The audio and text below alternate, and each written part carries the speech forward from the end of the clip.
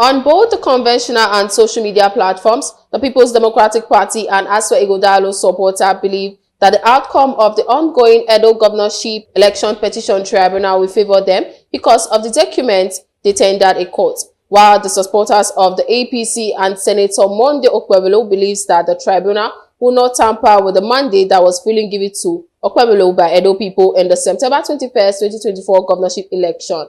In this special report, our senior reporter, Best Orator, will bring to the fore the grounds in the petition and how the petitioners fared on proving their case during proceedings. The report.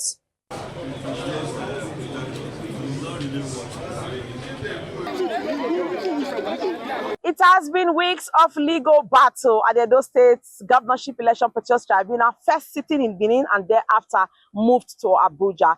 As petitioners are praying the tribunal to overturn the September 21 Edo governorship election, while the respondents are also praying the tribunal to uphold the election of Senator Monday Okpebholo as the governor of Edo State. In this special report, our focus is to delve into the petition itself. What are the grounds of the petition by the People's Democratic Party and its candidate, Dr. Asue in this petition? And of course, what's also the response of the APC, INEC, and also the governor of Edo State, Senator Monday Okpebholo? We're going to be giving you an in-depth analysis of what this petition is all about. So sit back and enjoy this special report.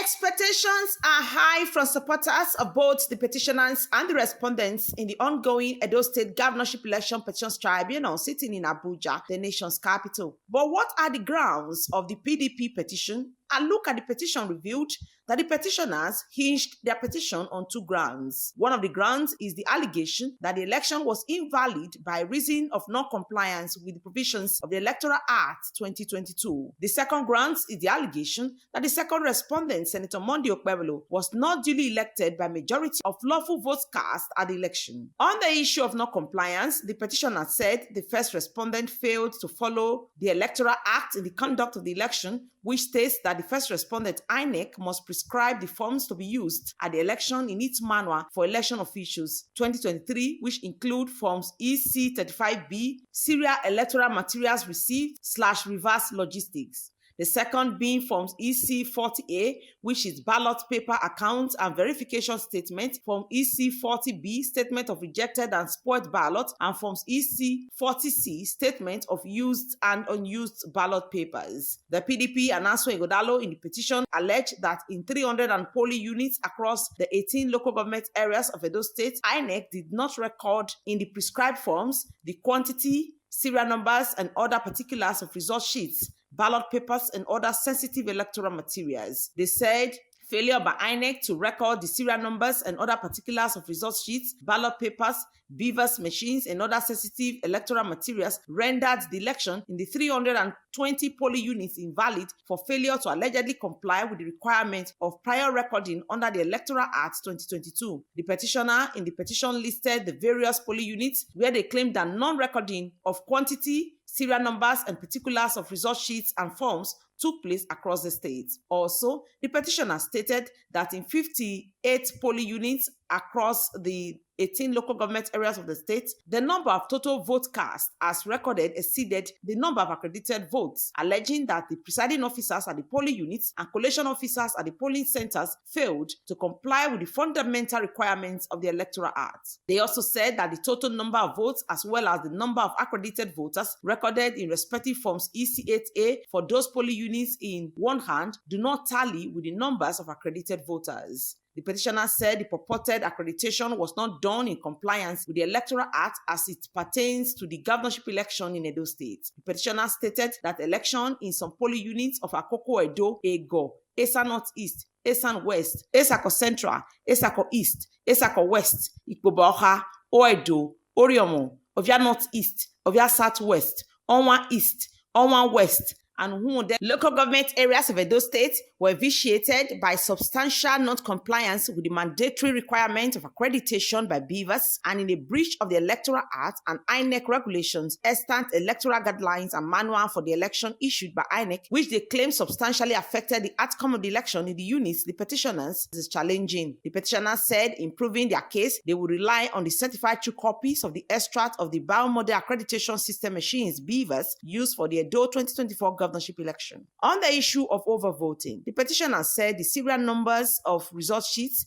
beavers machines, and other sensitive materials were not recorded, thus rendering those polling units results invalid. In another breath, the petitioners are also challenging the election results in the 320 polling units that the petitioners are challenging. They allege that the first respondent, INEC, did not record in the prescribed form the quantity and serial number and other particulars of result sheets, ballot papers, and other sensitive materials. They said the first respondent failed to record in the prescribed form the serial number and other particulars of result sheet, beavers, ballot papers, and other sensitive electoral materials, rendering the election in the 320 polling units invalid for failure to comply with the requirement of prior recording under the Electoral Act 2022. In the two grounds of the petitioner said the second respondent, Senator Monday Okpebholo, was not duly elected by majority of lawful vote cast in the September 21, 2024 governorship election. Therefore, the PDP is asking the tribunal to deduct 43,632 votes and 8,340 votes from the second and third respondent's score. In reply to the petition, the third respondent, APC, denies the allegation and said it is not true that in 58 and 320 polling units and other polling units that the petitioners are challenging, that the first respondent, INEC, did not record in the prescribed forms the quantity, serial numbers, and other particulars of the result sheets, ballot papers, beavers, and other sensitive electoral materials as alleged by the petitioners. APC and Okpebholo said the polling units the petitioners are challenging, the first respondent, INEC, took proper charge of the conduct of the election according to the first respondent's guidelines. The respondent said there is no basis in fact and law for the deduction of 43,632 and 8,340 from the scores of the second and third respondents and the petitioners respectively, and any other number of votes in units across the state. That the non-consequences of non-compliance to Electoral Act, if at all, is the invalidation of the entire election and does not extend to or include the deduction of votes of the parties or for the benefit of the party who lost the election. The APC and Okpebholo, in reply to the petition, also said that there was no overvoting in the election. In denying the election, the APC said the 58 polling units that the petitioners are challenging does not spread across the 18 local government areas of Edo State, and that it is also not true that the presiding officers and collation officers of the first respondent, INEC, neglected and failed to comply with the fundamental requirements of Electoral Act to cancel the election in 58 polling units, 320, and other polling units across the state, where the total number of votes cast exceeded the total number of accredited vote cast as alleged by the petitioners. He said that the presiding officers and collation officers of the first respondent, INEC, were mostly university graduates recruited and trained by INEC on the diligence performance of their specific functions, duties, and responsibilities for the proper conduct of the election, and were also sworn to oaths of allegiance and loyalty and neutrality by the first respondent before they were deployed in the conduct of the election. The respondent said the dereliction of duty to cancel invalid vote results and the declaration of false election results by the presiding officers are crimes and electoral offences under the Electoral Act, punishable with imprisonment and fines or both under the Nigerian law, and that the petitioners have failed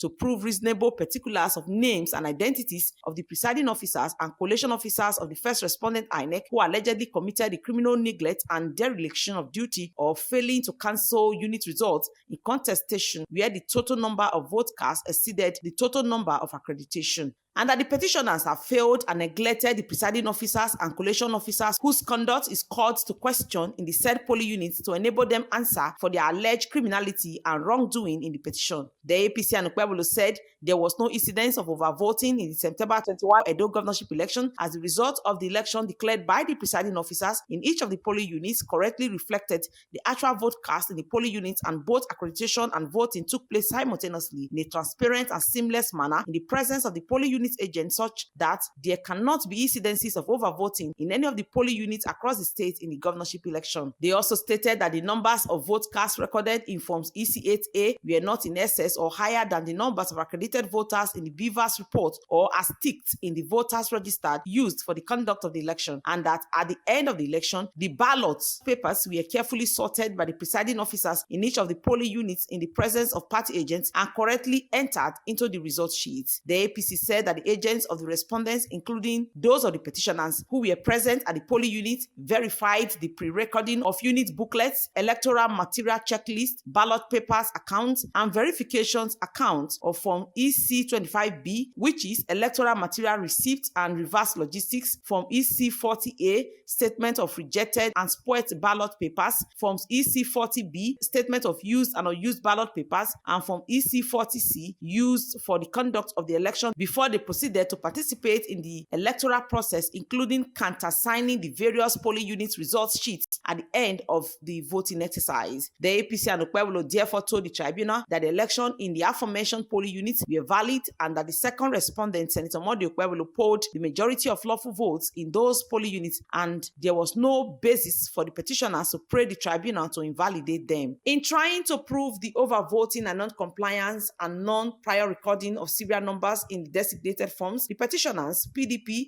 and Dr. Asue called 19 witnesses, being local governments, ward and polling unit agents, including one Osei Aneni, a star witness who said he was a professional analyst. Although the petitioners, through a subpoenaed witness of INEC, tendered 152 BVAS machines, none of those witnesses interacted with the BVAS, as they told the tribunal that they were not trained to operate the BVAS machines, which is one of the documents the petitioners were backing on to prove their case. And when it was time for INEC to open their case and apparently to call witnesses which could have been cross-examined by the petitioners to prove their case, INEC pulled the greatest shock when they opened their case and tendered only documents and then closed their case without calling witnesses. The action by INEC, being the first respondent in the petition, according to observers, further rendered the tendering of the BVAS machines useless because none of the witnesses demonstrated the use of BVAS machines during oral evidence. The petitioners listed one Mr. Samuel Odotun, a statistician and a forensic expert.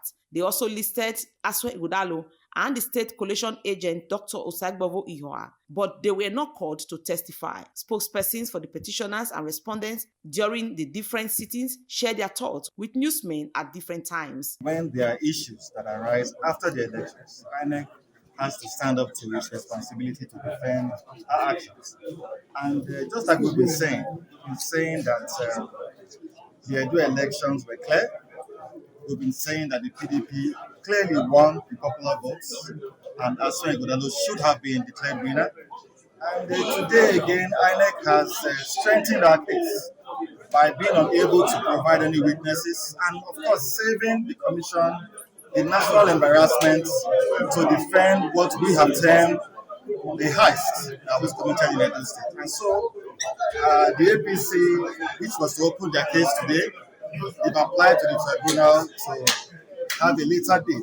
We are hopeful that they'll be able to present witnesses that will be able to defend the heist. We in the PDP, we are affirmed that what we have prayed the courts to declare Asue winner still holds, because from the evidence we put forward, from the evidence tendered in court, even by INEC, it shows clearly that the PDP won the majority of votes and Asue should be declared winner of the election. Continuation of defense of the first respondent, which is INEC. INEC looked at the whole team and discovered that there was no need for them to call any witness, and thereafter they closed their case. You see, PDP or the petitioners could not even prove their case. There's no point to whipping a dead horse, and that is why they decided not to call any witness. As far as they are concerned, they have tendered all relevant documents as the ICB. So there was no point calling. Can you go and reopen their case for them? No. As far as we are concerned, we know that PDP, their case or their petition died on arrival. Every respondent or the petitioner has their own strategy on how to defend themselves. And actually, INEC didn't need to call any witness because PDP has actually helped them to come and dump the Beavers machine in court.